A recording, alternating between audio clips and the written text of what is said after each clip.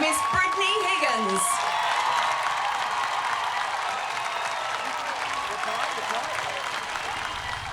I was raped inside Parliament House by a colleague, and for so long it felt like the people around me only cared because of where it happened and what it might mean for them.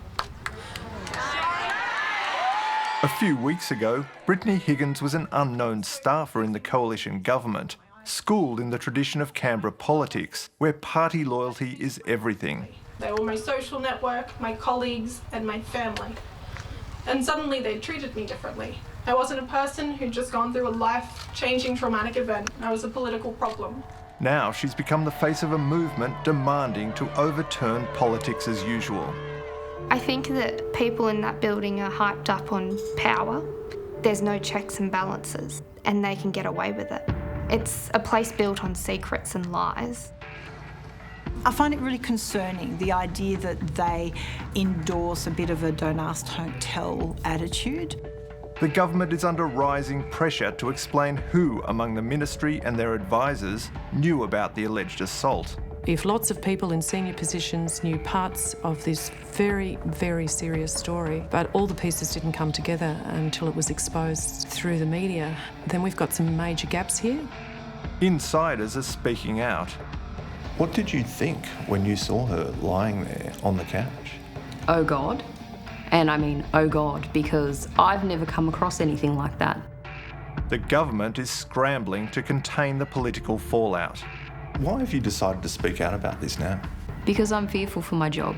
And the truth does have to come out. Brittany Higgins' rape allegation has shaken the Morrison government and raised still unanswered questions about who knew what and when. Tonight on Four Corners, we investigate how her story was kept secret for almost 2 years and why she feels her cries for help were stifled by the Canberra machine and expectations of party loyalty.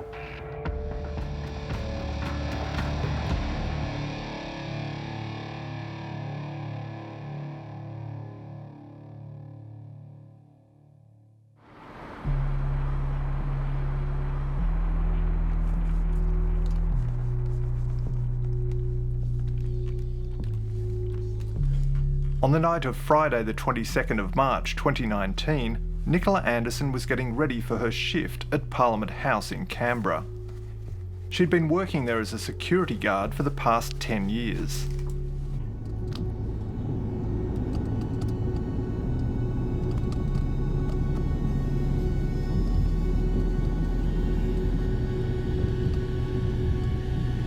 I get in my car, 10 o'clock at night, drive into Parliament House, park in the car park and go through the proper security screenings myself. So as I worked a patrol that night, I kitted up myself and got a handover from my colleague and prepared to start my shift. A few minutes up the road from Parliament House, a group of coalition staffers had gathered at this Canberra bar. A federal election was looming. The workmates were gathering for a last hurrah. Among them was 24-year-old Brittany Higgins. She's the new arrival in the office, in a government that is gearing up for an election that this government thinks it will lose. She's highly intelligent, she's very analytical, she's very impressive and she's very dignified. She's also a bit of a perfectionist, and she struck me as someone who wanted to please people. She struck me as the sort of person that if someone said to her, "Are you okay?" she would go, "Yeah, I'm fine, everything's great," even if it wasn't. Brittany Higgins was a junior staff member in the office of then Defence Industry Minister Linda Reynolds. She'd started the job just a few weeks earlier. Also among the group at the bar was one of her new colleagues, a young male advisor in Minister Reynolds' office. I started that night with a different date. I wasn't there for him at all, and I invited him in a professional context. He was nice to me. I think he was grateful that I invited him. I noticed that he was buying me a lot of drinks, and I was job well done. I thought I was kind of broadly being rewarded in a weird way.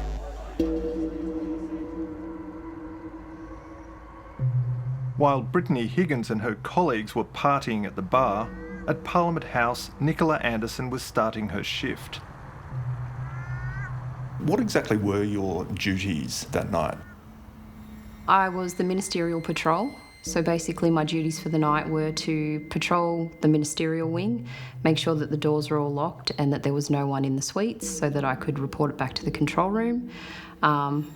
Just do a normal everyday check, make sure fire doors and things are closed and make sure everything's secure, basically. Brittany Higgins and her colleagues kicked on to a nightclub in Canberra's CBD. There were now just 4 of them. Higgins and the advisor, along with a press secretary for Home Affairs Minister Peter Dutton and an advisor at the Defence Department. By this stage, they'd been drinking for several hours. The thing that preempted me deciding that I had to go home, I fell over in front of people. I pretty much face planted. I had scuffed my knee, and at that point I was like, okay, I have to leave. The advisor offered to drop her home in a taxi, but said he first had to swing by Parliament House.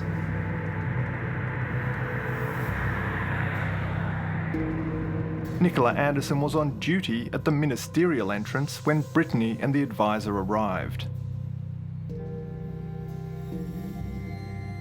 Well, it kind of took us by surprise because they walked in at 2 o'clock in the morning and it was a Friday night, Saturday morning. So they basically walked in together. She was wearing a white cocktail dress. I'd noticed that she'd had grass stains down one side of her body on this pure white dress. He seemed to be quite dressed up as well. And it was just strange to us that they were there at that time of night together, wanting to go into the office. Did anybody ask them what they were doing there? My colleague had made a comment and said, geez, guys, couldn't this have waited till Monday? And the man had replied, oh, not really. And with that, we continued to, start the process of allowing them in. Nikola Anderson says neither had their Parliament House access passes. So because they didn't have their passes on them, we've had to look up their surnames. We've noticed that they're current, they're active, it's all good. So therefore we proceeded to sign them in individually on a positively identified green pass. So she wrote her name on the piece of paper, he then wrote his name on the piece of paper, I handed them the passes, and then they proceeded through the X-ray machine. So I'm pretty sure that he went first. He's cleared himself, it's all good. She's then gone through, she set the machine off, I've asked her to go back.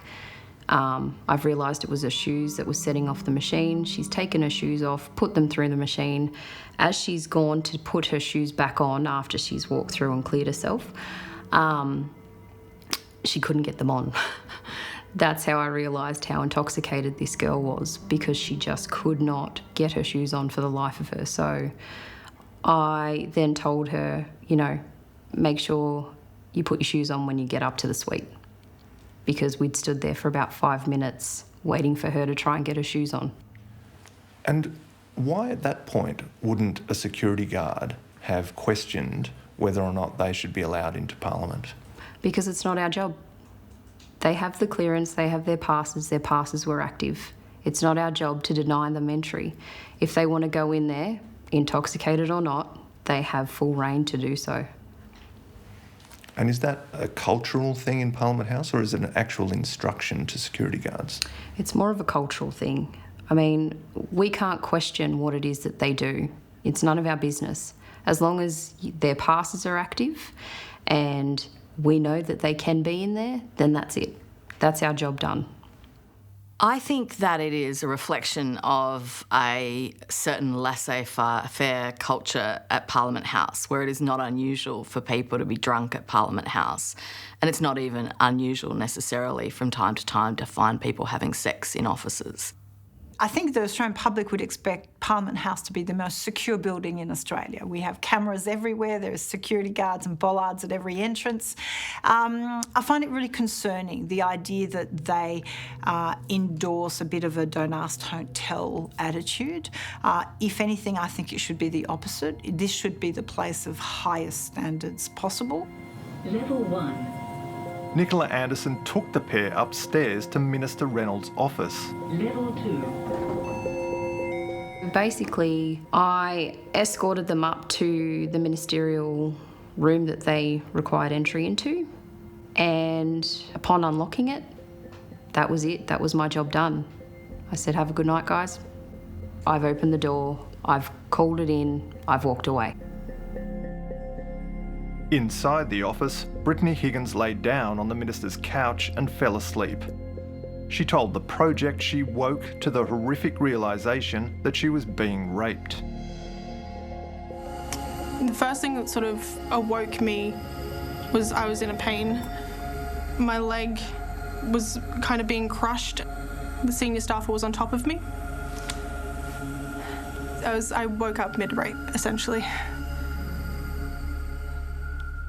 A short time later, Nikola Anderson went to take over from a colleague who was going on a meal break. So basically at 3 a.m. I went down to check on my colleague to give him his meal break. Then he informed me of the strange behaviour from the male. He said that after I'd let him in to the suite, he left 20 minutes afterwards and he seemed to be in a hurry.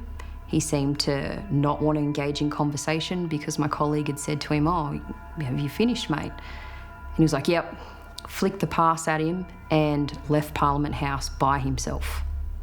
This guy just seemed to be in a hurry. He just wanted to get out of there. So, that's why he thought, maybe we need to report this. Maybe we need to, push it up the chain.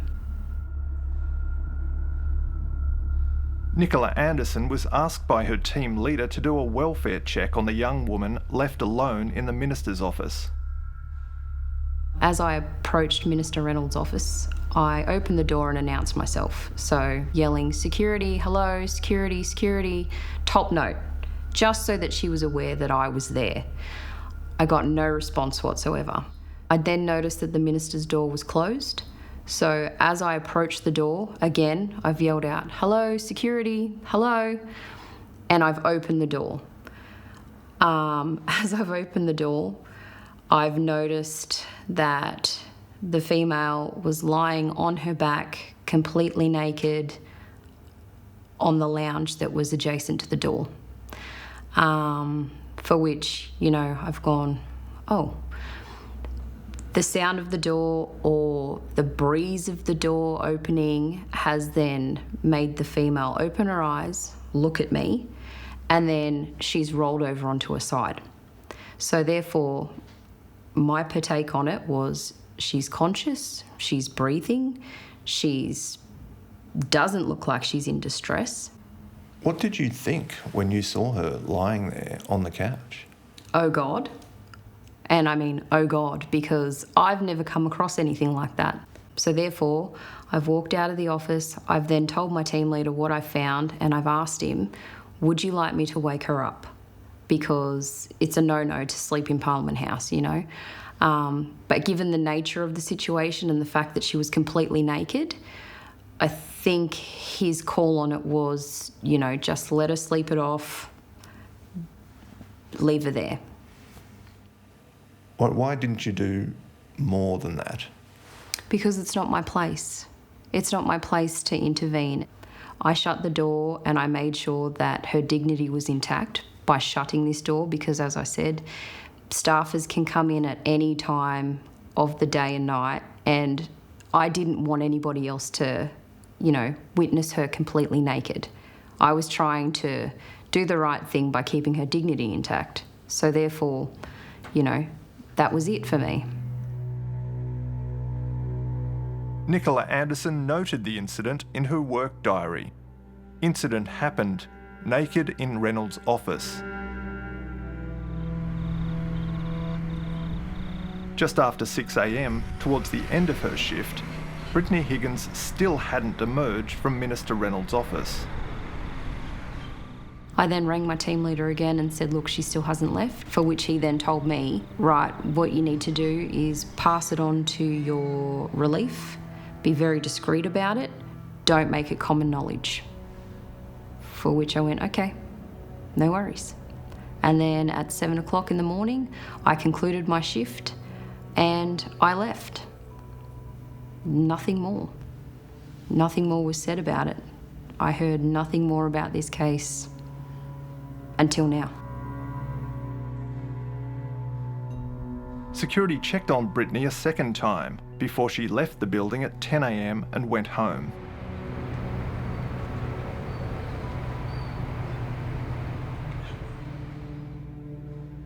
Later that day, the Department of Finance, which manages the ministerial wing, sent in the cleaners. I do know that a lot of the security guards had concerns about what happened afterwards. And so you have this situation where, on the evidence we've been provided so far, that security tells the Department of Finance that they've found this woman semi-clad in the office, that essentially people have come into the office after hours and there's a bit of a situation. Department of Finance doesn't call the Australian Federal Police. On the evidence, what we know so far, they don't even call the minister. They call in the cleaners and they clean the office. Now, what does that tell you about how often they're called in to sort of fix up a bit of partying in some of these offices? I'm not saying that it happens all the time, but it clearly happens enough that the first instinct of the Department of Finance was not to say, we found this woman disorientated and half-dressed, could this be a sexual assault situation? Their first instinct is to protect the institution, to protect the office, and to ensure that there is a nice clean couch for Linda Reynolds to sit on when she returns to work on Monday. Well, it's to me, it's frighteningly callous. That in itself makes you feel like the machine that tends to roll over these events to keep them out of the public eye, to manage them. And that's not to say there's an intent to not listen to the victim, but it just gives me the sense that there is a machine that takes care of these things. Ultimately, that led to complaints to the AFP, an investigation by the Australian Federal Police into whether essentially a crime scene had been tampered with. They formed the conclusion that that was not the case because neither the Department of Finance or the cleaners, or indeed at that stage the security guards, had any idea that this was an alleged sexual assault.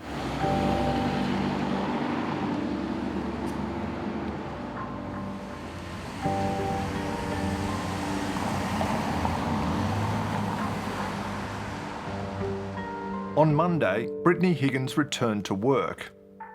The next day, the advisor was called into the office of Linda Reynolds' Chief of Staff, Fiona Brown, and told to pack his things. So I consider it a serious issue. I consider it a significant issue. Prime Minister Scott Morrison would later say the advisor was sacked over a security breach. Can you explain why the alleged perpetrator's employment was terminated, apparently before the government knew that an alleged rape had taken place? And if you tell us it's because of a security breach, can you explain what was the security breach? Well, it was because of a security breach. That was the reason for it. And as I understand it, it related to the entry into those premises. After hours. That's my understanding, but that's a matter of public record. The Prime Minister has said that the man who was with Brittany Higgins was terminated due to a security breach. What's your response to that? What was the security breach? Because the night that we were on shift, there was no security breach. Because these two people worked for Minister Reynolds, they were allowed access in there, which is why we granted it. So do you have any thoughts about why the Prime Minister would publicly state that this was a security breach and that's why the man was terminated? Because he's been given false information. Again, I'm really one of the only people that knows what happened, and nobody has asked me anything. Nobody has come to find me.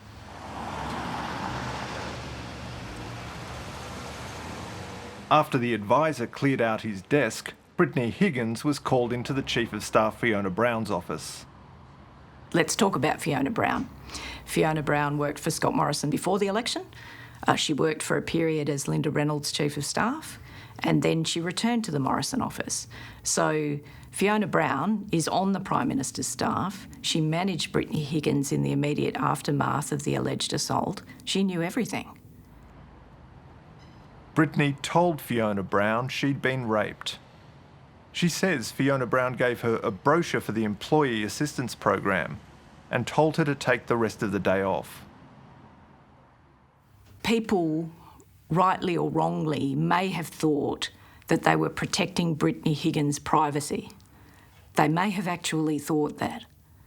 And there is some validity to that, because obviously if you are the victim of a sexual assault and you really don't want the entire world to know about it, then people do need to respect that. So perhaps that is a dimension. But I think there's also a political risk management dimension here that is deeply disconcerting. What do you think should have happened at that point?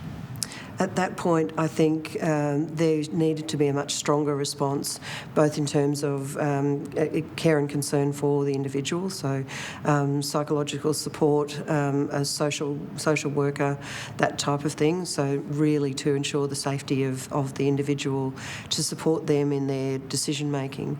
But I think it really needs to be one of those things that is strongly encouraged for the person to speak up and be reassured that this is not about losing your job or anything like that, the primary concern is to take care of the individual and to investigate what happened as sensitively and as well as possible.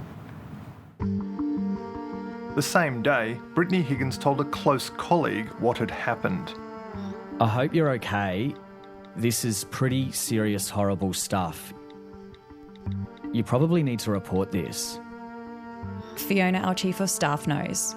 She followed up on the security report about it. If I can do anything to help you, just let me know. The only thing I really want is for this to not get out and become public knowledge. The next day, Brittany says she was contacted at work by Australian Federal Police officers stationed in Parliament House, wanting to speak to her about the alleged assault. It's unclear who told the AFP. She gave them an informal statement. Brittany Higgins says that this was a disconcerting process in a way because the police seemed to know more about what had happened to her than she did. She found that strange and slightly disconcerting. They were very helpful, professional, I gather, but there was this weird sense that they knew more than she did. 9 days after the incident, Linda Reynolds met with Brittany Higgins. Reynolds held the meeting in her ministerial office, the very place the claimed assault had occurred. Brittany later described her distress over this in a conversation with a colleague, which she recorded. The first time I had a conversation with Minister Reynolds about it, she brought me back into the room where it happened, and it was just the worst thing I could even describe to you.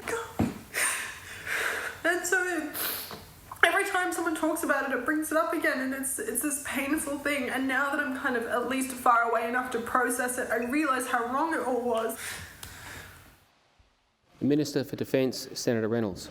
When I first met with her in my office about the matter, I was not aware of the details and circumstances of what occurred. However, I deeply, deeply regret conducting the meeting in my office where the alleged incident had occurred. So, let's look at Linda Reynolds' claim that she didn't know that this was a sexual assault. The problem with that is that on the Friday before this meeting occurred the next week, her own chief of staff had sought formal written advice from the Department of Finance about how to handle a potential sexual assault, which crisis lines to call, which employment assistant program could be expanded, the fact that it had to be her agency and she had to decide whether or not to go to police. So it's very confusing to understand that somehow there's this written advice from the Department of Finance about how to handle an alleged sexual assault on the Friday, and then by the early next week when this meeting is occurring, Linda is telling us that she didn't know it was a sexual assault. In politics, sometimes your boss needs to know things. Other times your boss most distinctly does not need to know things. And people exercise these judgments about what is necessary to know and what is not necessary to know. I genuinely hope that wasn't the judgment that was exercised. Behind the scenes, Brittany's close colleague was trying to get some help for her from the Prime Minister's office, or PMO. And just checking before I do, if you want me to reach out to PMO. Yeah, that would be potentially helpful if you wouldn't mind having a conversation. The person in the Prime Minister's office he contacted was Julian Limbruggen, Scott Morrison's trusted communications chief. The suggestion is that a friend of Brittany Higgins called Julian Limbruggen to say, what the hell has been going on with my friend? She's had this bad experience, she needs counselling, something needs to be done. Spoke to PMO, he was mortified to hear about it and how things have been handled. He's going to discuss with the Chief of Staff, no one else.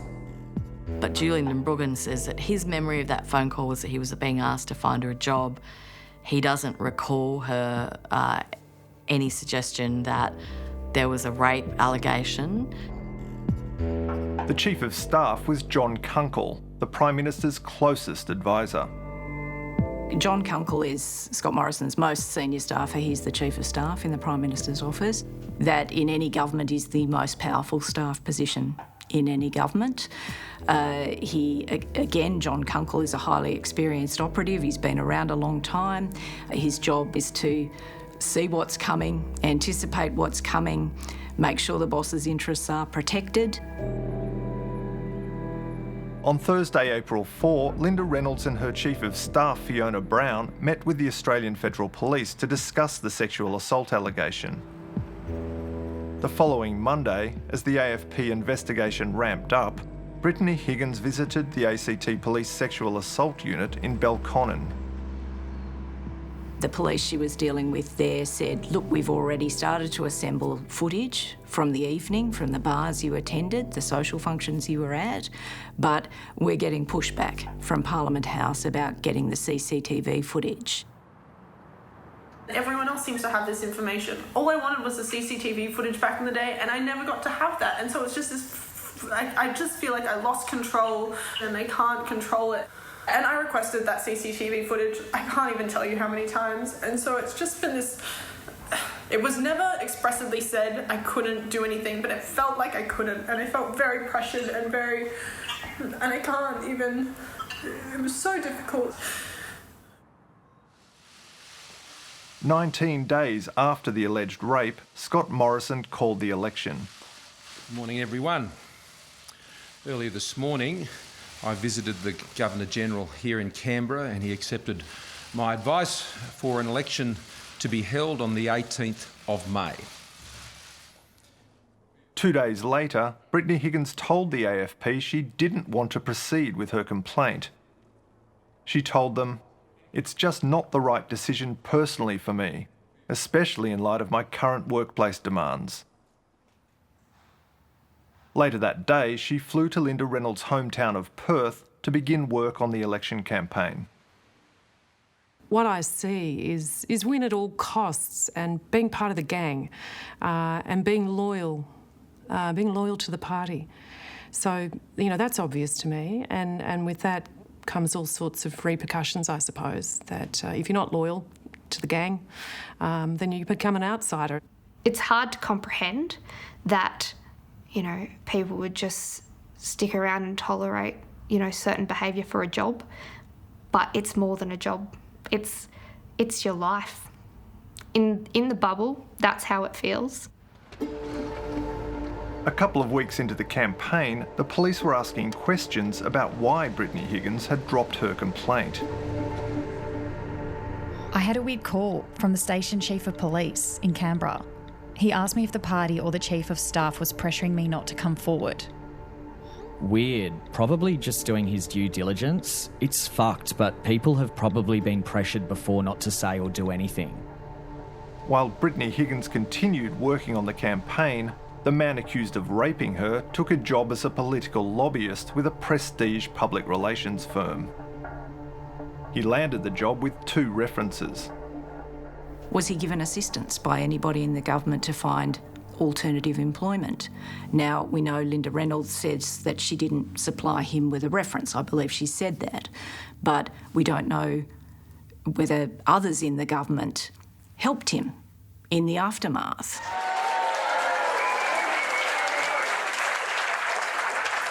I have always believed in miracles.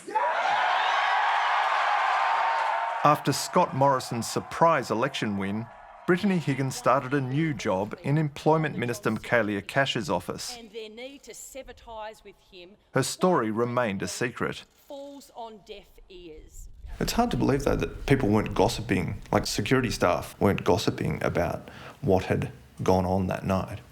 Well, that's true, because the rumour mill is so strong in that place. But because we were told to keep it under wraps and not to make it common knowledge, there was only a handful of us that actually knew what had happened. 5 months later, an anonymous tip-off arrived in the email inbox of a reporter at the Canberra Times. The email to the Canberra Times reporter said a woman had been raped inside a ministerial office and that security guards had been told to keep quiet about it. The reporter contacted the ACT police, who said they were aware of an alleged assault, but that the woman didn't want to make a formal complaint. The Canberra Times dropped the story, but when the government learned of its inquiry, it went into overdrive. Linda Reynolds' office called Michaelia Cash's office. Brittany Higgins says she was called into a meeting and asked by a Reynolds staffer who she had told. And she became highly distressed in that meeting because she felt that she was essentially being accused of leaking it to the Canberra Times herself. And from her perspective was like, are you kidding? Like, the last thing I want is for this to become an issue. No, I did not leak it. And, you know, I'm highly distressed by all of this. Now, at some point, the Chief of Staff says to her, well, I think we need to tell the boss. Do you want to tell the boss, or will I tell the boss? And she says, well, I think that's a you job. And so the Chief of Staff has a conversation with Michaelia Cash, and Michaelia Cash brings her in and gives her a hug and says, we've got this under control. That same weekend, Michaelia Cash left a voicemail for Brittany. Britt, it's Michaelia. Just checking up on you. You look absolutely gorgeous on Saturday. I really hope you had a lovely time at the Federal Council. Hoping everything's okay. Look, Daniel's got everything under control, I promise you. And just remember, we're with you every step of the way, okay? Sleep tight. I'll see you tomorrow. Bye. Because as you know... Minister Cash and her Chief of Staff, Daniel Try, told Four Corners they were not aware at this point that the incident was an alleged rape. The phone message from Michaelia Cash would indicate there's a level of awareness of Brittany Higgins' circumstances and concerns around her, whether it's her employment or her personal state of mind and where things were at. To me, it just reinforces my belief that they do all know what's going on, and they're all in it. And I would actually argue that's why none of them are calling it out.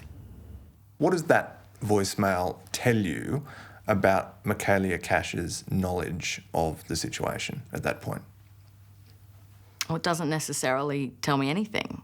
It tells me that she thought that there was something very embarrassing that had happened, and Brittany Higgins certainly believed and understood her to know that this was an alleged rape. Thank you, Prime Minister, and it is fantastic to be here today on the Gold. Another 5 months passed, and then there was another anonymous tip-off. a letter to Labor Senator Kimberley Kitching.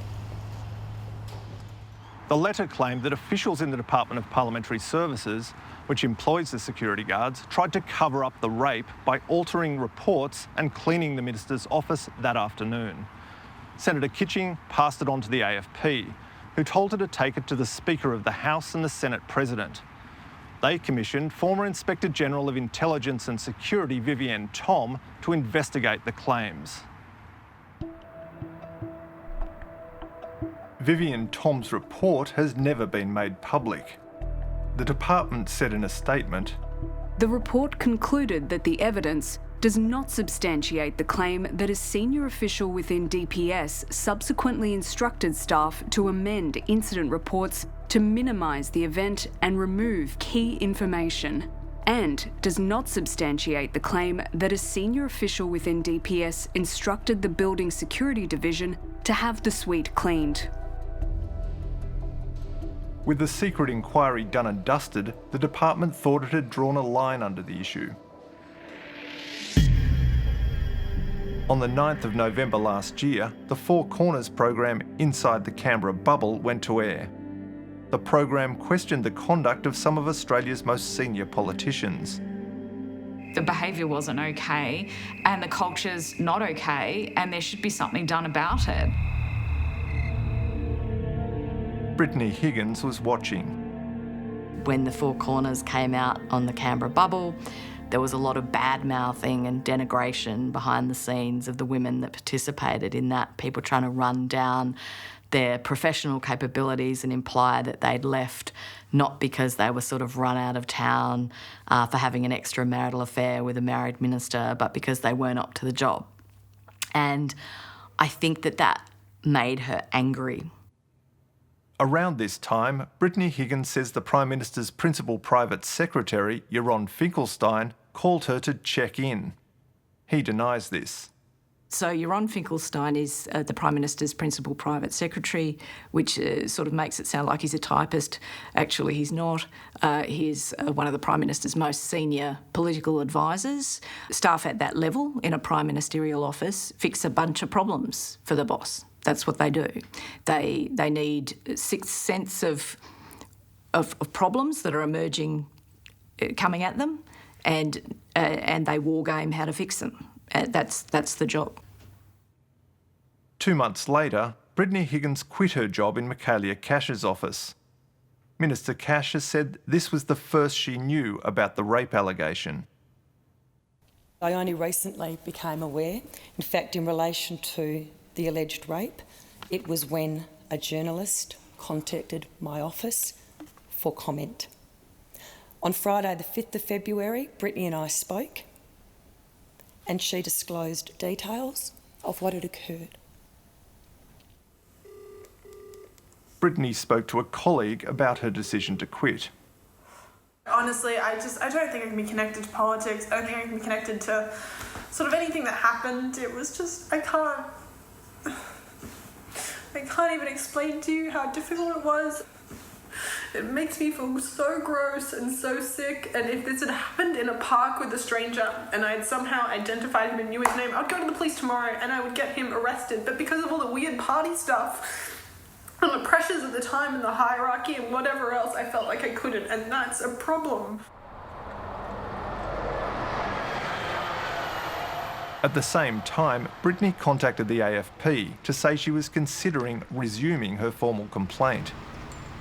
This triggered an alert from the AFP to Home Affairs Minister Peter Dutton under its sensitive investigations guidelines.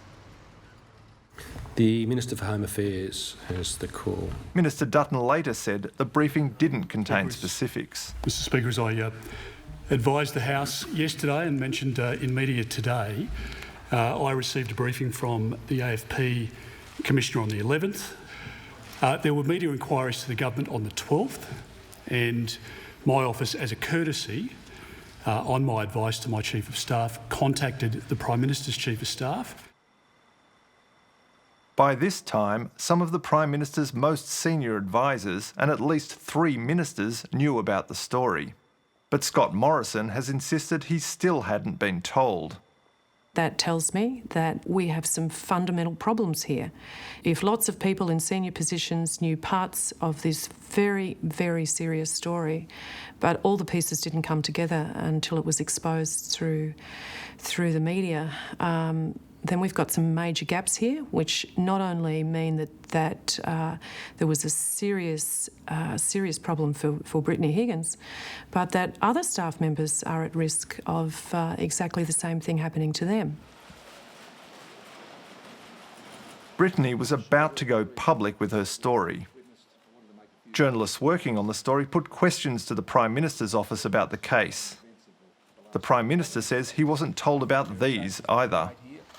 I hadn't seen her account until... At no point in that process, not when I put in the questions, not when Peter Dutton informed them about the AFP, not when the Chief of Staff, the former Chief of Staff in Linda Reynolds' office, the Principal Private Secretary, Ron, the Head of Communications, at least 6 or 7 people in the Prime Minister's office spent a substantial period of time over the weekend drafting their responses.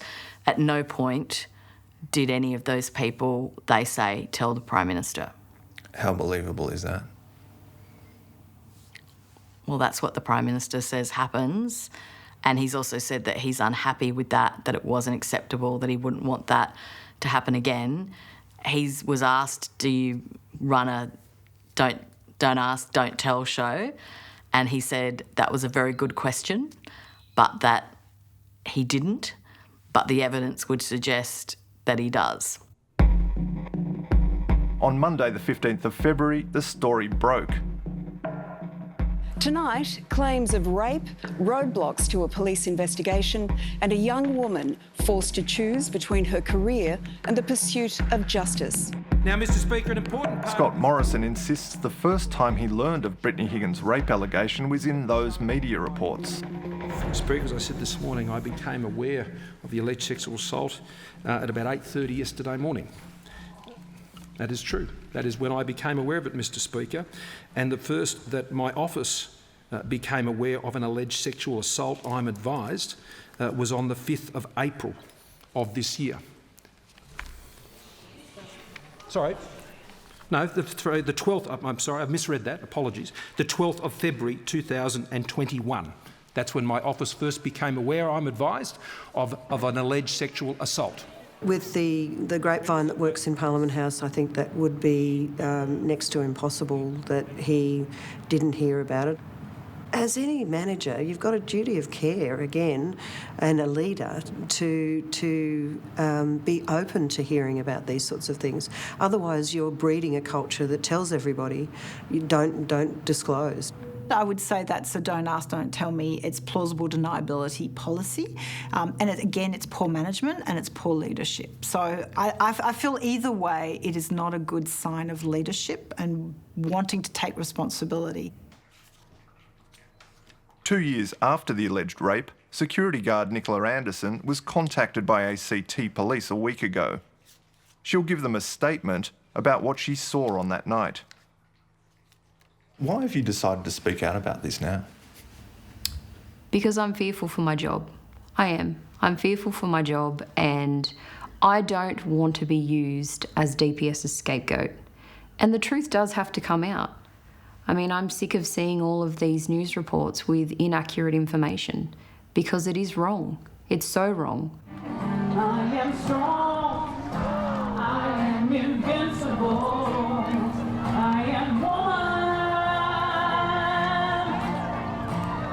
Last week, tens of thousands of people around the country joined the Women's March for Justice. It is my enormous honour to introduce to you all one of the most courageous women I know, Ms Brittany Higgins. You're tight. These past few weeks on a personal level have been extremely difficult.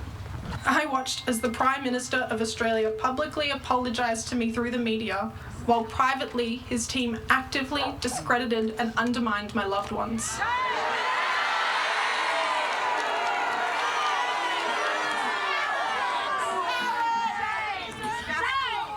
I tuned into Question Time to see my former bosses, people that I dedicated my life to, deny and downplay my lived experience. Together, we can bring about real, meaningful reform Brittany Higgins has renewed her sexual assault complaint with the police. to ensure the next generation of women. The Prime Minister has ordered 4 separate inquiries into the matter.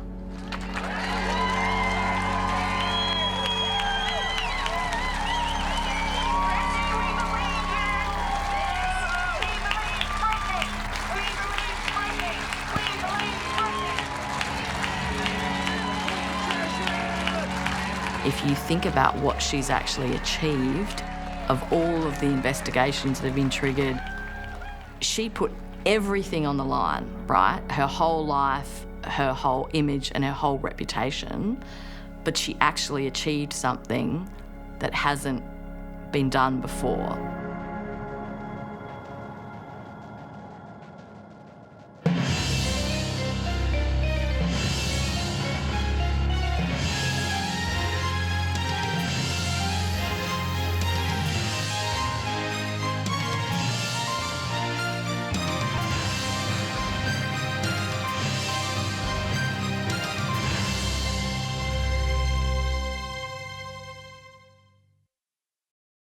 If the material covered in this story has raised any issues for you, you can contact one of these services.